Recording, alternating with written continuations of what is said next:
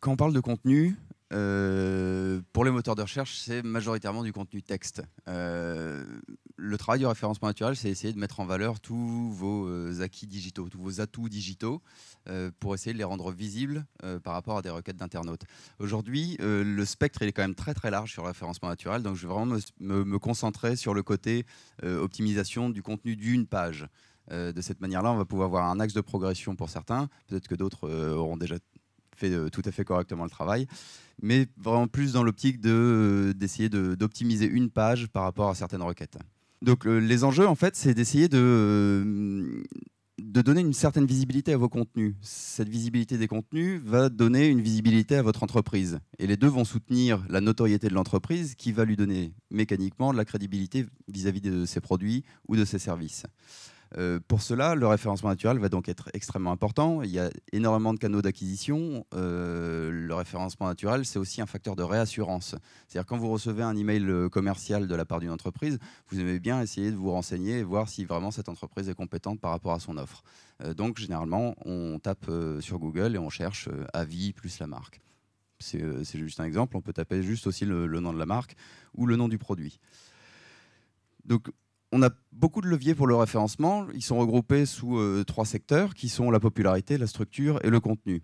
Les 3 interagissent ensemble, ils ont des points communs, il y a des véritables ponts. Moi, je vais vraiment m'intéresser au contenu et le contenu en isolant vraiment la page. Si on prend un exemple, par exemple le téléchargement d'un livre blanc pour une communauté B2B, un utilisateur va essayer de rechercher sur les moteurs de recherche des informations par rapport à un sujet. Il se trouve que vous avez publié un livre blanc très complet sur ce sujet. Donc, on va essayer de l'emmener directement sur une landing page.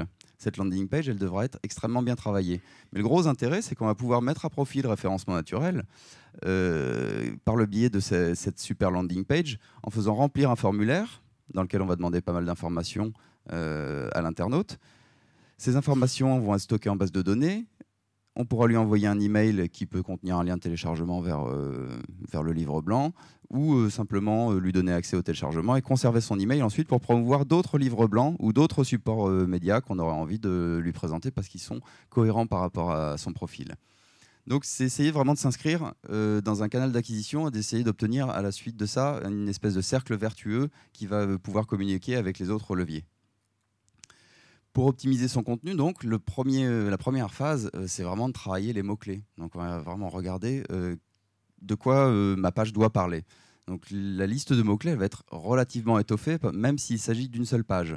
La seule contrainte, c'est d'essayer de définir des mots-clés qui soient suffisamment restreints pour ne pas cannibaliser les autres contenus du site. Si en effet vous avez 50 pages qui parlent d'un même sujet, les moteurs de recherche, au bout d'un moment, vont être obligés de faire un choix. Donc vous allez avoir 49 pages qui vont être considérées inutiles et une page qui va être utile. Donc on va dire que vous avez 1/50 de votre potentiel qui est exploité.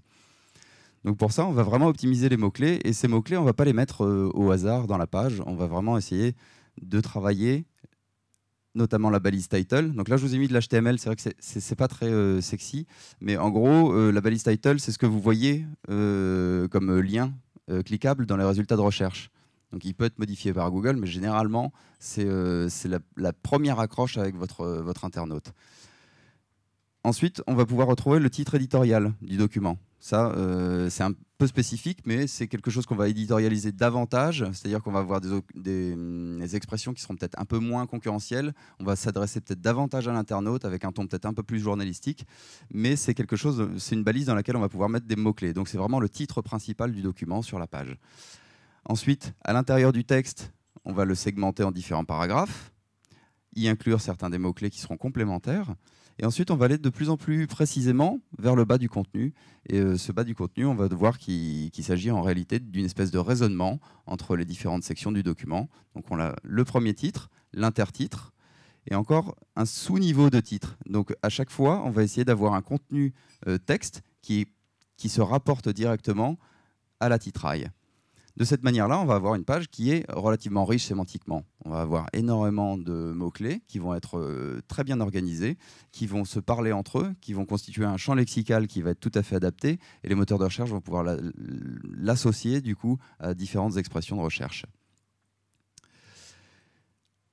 Là où beaucoup de personnes en fait font ce que je considère une erreur, c'est qu'ils utilisent, parce qu'ils ne le savent pas, des balises HTML qui n'ont aucun sens pour un moteur de recherche. Il n'est pas rare de trouver des sites qui sont faits dans des tableaux. Les tableaux, c'est fait pour mettre des données à l'intérieur et absolument pas pour mettre des images, caler la liste de liens. C'est pas du tout pour faire du design. Donc aujourd'hui, on attache une vraie importance à travailler correctement avec les bonnes balises HTML. Quand on veut une liste d'éléments, on va utiliser les balises qui sont faites pour ça. Une liste d'éléments, ça indique au moteur de recherche qu'il y a plusieurs choses à aller voir. Ces choses sont en concordance les unes avec les autres. Et donc, ça donne de la richesse. Ça, ce sont des faits qui sont vérifiés par mon expérience, qui sont le sujet de certains débats en référencement naturel, mais d'une manière générale, ce sont des techniques qui marchent très très bien. Les tableaux, pour les données également, on va pouvoir les organiser dans la balise table, donc table en anglais, qui est vraiment pour présenter des informations. Et ces tableaux, on va justement essayer de les travailler un peu plus en essayant d'y ajouter une légende, par exemple. Cette légende, elle va être relativement importante parce qu'elle va pouvoir donner un contexte supplémentaire et du contenu supplémentaire à la page. On va utiliser également des en-têtes pour les tableaux, pour pouvoir présenter les titres. Et ces en-têtes, on va les travailler encore un peu plus précisément pour rapporter justement les cellules qui présentent les données à leurs en-têtes. De cette manière-là, les moteurs de recherche vont tout à fait comprendre de quoi il leur retourne, savoir quelle donnée est associée à quel libellé. Les mises en valeur, ça, je pense que vous en entendez souvent parler, tout ce qui est gras, emphase, donc italique. Et il y a des balises un peu plus spécifiques, par exemple pour les définitions. J'imagine que beaucoup d'entre vous utilisent parfois des glossaires quand ils ont besoin de communiquer sur certains termes techniques et d'éveiller un petit peu leur clientèle ou leur audience. Les balises, par exemple DFN, servent à présenter des définitions, donc il faut les utiliser. Pour les citations, idem. Dans un contexte de curation de contenu, on va pouvoir énormément utiliser les balises de citation de manière à pouvoir justement montrer d'où vient le contenu et montrer qu'on ajoute une certaine valeur derrière. Il y a des nouveautés aussi dans les moteurs de recherche. Ils sont tous un peu entendus pour adopter un protocole qui permet d'extraire beaucoup plus facilement les données, de savoir vraiment quel est le sujet d'une page. C'est ce qu'on appelle les microdonnées. Les microdonnées sont toutes regroupées dans un site qui s'appelle schema.org, qui est à l'initiative de Google, Yahoo, Bing, et ils ont été ensuite rejoints par le moteur russe Yandex. Ça permet en fait aux éditeurs de sites web de présenter des contenus et de dire voilà, cette page par exemple parle de mon entreprise, donc c'est une organisation. Cette organisation, donc, elle a bien un nom, elle a une adresse qu'on va pouvoir poster. Donc là, pour du référencement local par exemple, c'est extrêmement important. Pour un site e-commerce, on va pouvoir s'attaquer aux produits. Donc pour les produits, on a également une description, une image, une URL, mais on peut avoir aussi les avis des internautes. Est-ce que j'ai aimé, ce que j'ai pas aimé, comment je le note, et quelque chose d'un peu plus construit, des reviews. Donc là, vraiment des avis rédigés, étayés avec un commentaire de l'internaute. Ça peut donner du coup des résultats assez intéressants dans les moteurs de recherche, ce qu'on appelle des rich snippets. Donc là, on voit que ce produit-là était vraiment plébiscité, il a plein d'étoiles, qu'il y a eu 3 votes, on retrouve le prix et on retrouve l'auteur. Donc là, ça me permet de faire une petite pirouette avec ce qui arrive après. C'est-à-dire que toutes ces données qu'on va pouvoir utiliser, on va également essayer de les recentrer pour dire qu'elles appartiennent à une entreprise ou à un auteur, donc quelqu'un qui a communiqué. Ce fameux auteur rank dont on parle beaucoup en ce moment, en réalité, il a déjà plus d'1 an. C'est une stratégie de Google pour essayer de valider en fait l'appartenance de contenu à une entité, qui peut être une entreprise ou un individu. C'est vraiment un gage de confiance qui est un critère de plus en plus important dans le référencement naturel aujourd'hui. Donc il est important de le travailler. On voit que Google met même à disposition certains paramètres de recherche qui vous permettent de rechercher par auteur. Donc là, j'ai fait une petite recherche juste avec moi, et en effet, il me trouve bien. Hein. Donc quand je cherche Mathieu Garbrand, qu'est-ce qu'il a écrit sur l'authorship, eh ben, j'ai écrit des choses, et donc il me présente bien les éléments. Quand j'essaie de voir SEO Paris, qu'est-ce qu'il a pu trouver comme contenu, la petite différence que je vois, c'est qu'il va mettre en valeur une intervention des Search Marketing Expo de Paris qui se sont tenues en juin.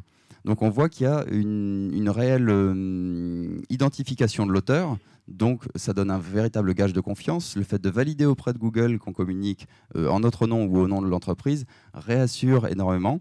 Et donc on va pouvoir exploiter certaines mises en forme dans les moteurs de recherche qui vont pouvoir du coup donner un gage supplémentaire de confiance à votre audience. pour terminer, puisque le référencement naturel, c'est juste pas uniquement sur une page qu'on le travaille, mais c'est sur l'ensemble du site. Pour essayer de faire remonter vraiment ces landing pages qu'on aura travaillées, on peut créer des dossiers spécifiques qui vont permettre de pousser un peu ces contenus, regrouper ces pages connexes dans des ensembles thématiques qui donnent davantage de puissance dans le cluster thématique qui aurait été défini par Google, varier les expressions clés pour éviter toutes les cannibalisations, j'insiste vraiment là-dessus parce qu'on a eu des catastrophes avec les derniers filtres qui sont Google Panda, vous en avez peut-être entendu parler. Donc ça, c'est vraiment quelque chose qu'il faut absolument prendre en compte, c'est extrêmement important. Essayer de mettre en valeur ces pages dans l'arborescence du site de manière à ce qu'elles profitent de la popularité.